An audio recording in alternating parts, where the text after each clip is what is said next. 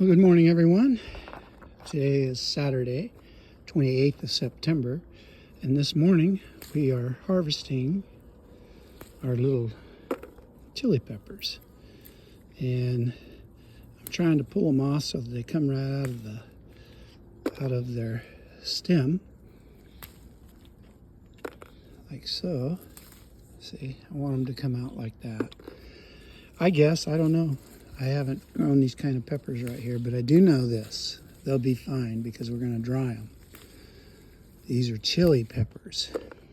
These are, we'll use these in making chili for our chili burgers and our chili dogs and things like that we love to eat. Might not be healthy, but hey, what can I say? It keeps you alive. All right.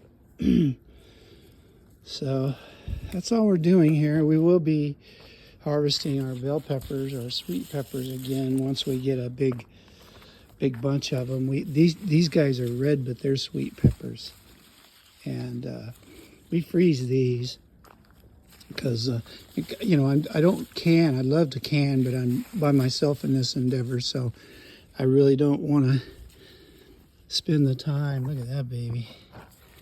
And these are called giant Marconi sweet peppers.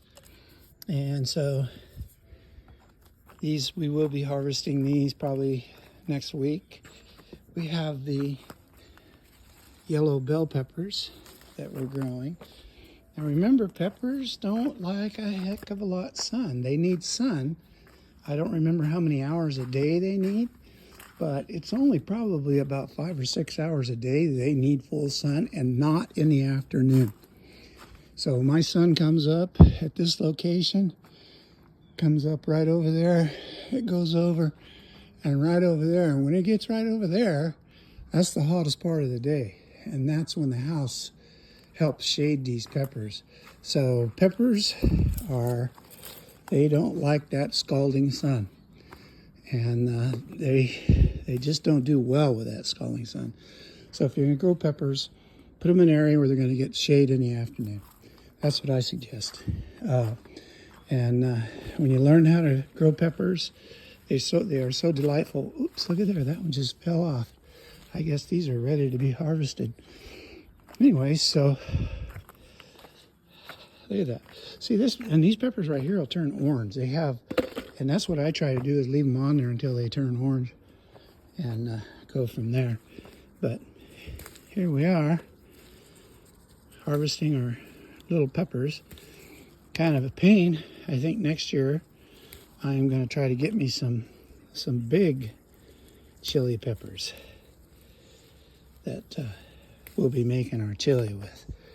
So yeah, look, see, some of them are even dried out on their own. And that's okay. That is okay. We do not mind.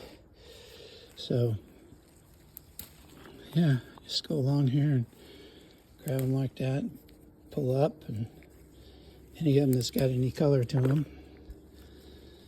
that's it. That's all you got to do. Just go along there and find them. Try to keep from pulling the whole stem off. It happens. No big deal. I don't know if it's better to do that, but this is our second big harvest on these chili peppers right here.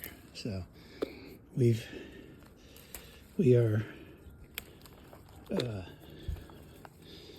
doing well. It was a good choice for us this year. Yeah, they smell good too. They smell like chili. Just think if we had smell-o-vision.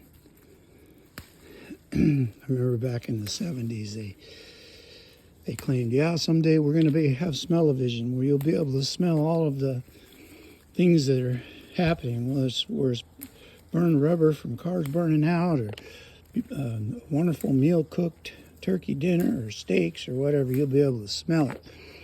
Well, it probably won't be in my lifetime, because I don't hear them talking about that anymore.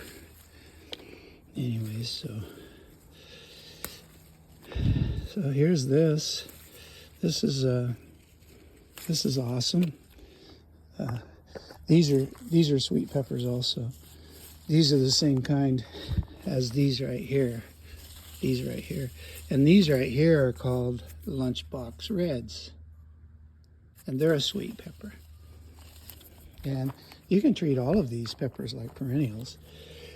They won't, just some of them won't make it. If you have a greenhouse, now I don't have a greenhouse, so if you have a greenhouse, you're probably gonna do better to keep these alive throughout the winter. So there's Tim. Hi, Tim. What you doing? Are you watching what I'm doing? You curious? Cats are really curious. He's a red cat.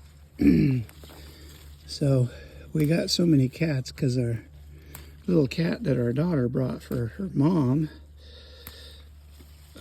had to be spayed, and at the time we couldn't find a local veterinarian to do that because they wanted like $650 to spay, and that wasn't like that before COVID. So what happened with COVID is there's these big veterinarian clinics, the ones that were the real big wealthy ones, they come along and they bought up all of these veterinarian clinics around the country, and you just can't, that's just too much money. And besides that, I wanted her to have some babies. She's an exceptional cat, so, and her offspring are exceptional. Every one of them. They all have personalities, and they're smart. They're like dogs. You call them, they'll run to you. Most of the time. They're getting pretty independent nowadays, though. Momo, she's the mama. She still comes to us. And Molly, she's the resident grandma.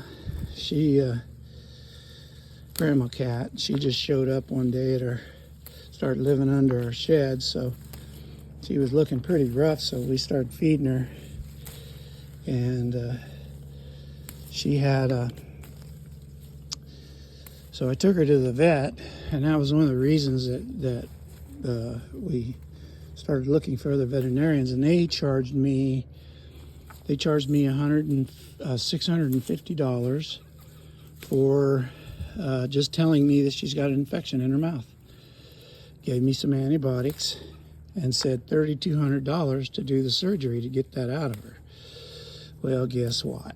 If I had $3,200 to spend, I think I'd buy me a golf cart or something, So no, that didn't happen. So what we started doing is just simply going to our local feed store like we used to do in the past. Now, that's what we used to do in the past. It wouldn't surprise me if they outlaw it, because we were able to fix Miss Molly up very inexpensively, and I could go and get amoxicillin from them and not have to worry about getting a prescription,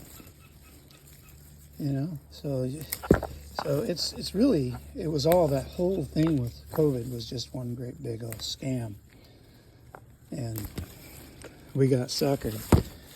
And of course, we had a president that wanted the best for his people, Trump, and he got pulled into that through his cabinet, which Fauci was on his cabinet, and ended up screwing this country over big time. And now, what do you think they're doing now? They're bringing immigrants in like mad, because they'll work for cheap wages, and however, they work for cheap wages, but they get all kinds of medical care, things that come along with, coming to the country to work, and there's a lot of them that are good people, really. So we need to work out some kind of a program for these folks that they can't overstay their visas. They can, if they're good people and they don't have no criminal records, let's give them citizenship. If they're, and a lot of them are Catholics. They go to church every Sunday. the Haitians. And so, you know, if they can find a good life here, more power to them. And come to find out, a lot of them are Republicans. That's how they believe. They go to church. The church tells them abortion is bad, and they know that. You know, you don't have to tell somebody that abortion is a bad thing. Most everybody. Well, there we go. Here's what I got. Oh, there's a bunch right there. I almost missed. So, some of them don't want to come off of there. They break the whole lead off. Okay. All right. Okay. So, we got more coming on. See, they'll be turning red. And when they turn red is when we want to pick them. I'm not ready to do these. I might come out later and pick these. But anyways. So, yeah, it's time to harvest peppers again. Okay, well, I'm done with that little project. So what I did do is I planted kohlrabi along here. I planted more peas in there because we're going to take these Armenian cucumbers out here pretty soon. This one I'm wanting to go to seed so I can get the seeds out of it, and I think it's just about done. It's cracked right there, so it might be done. And then these are these super hot peppers that were mislabeled. These are more of those sweet peppers. And then we have cabbage growing in here because when the weather gets cold, the cabbage will keep growing. We got something eating our little cabbage starts though, so I had to put out some granular poison for them this morning. Anyway, so we planted more peas all the way along that trellis.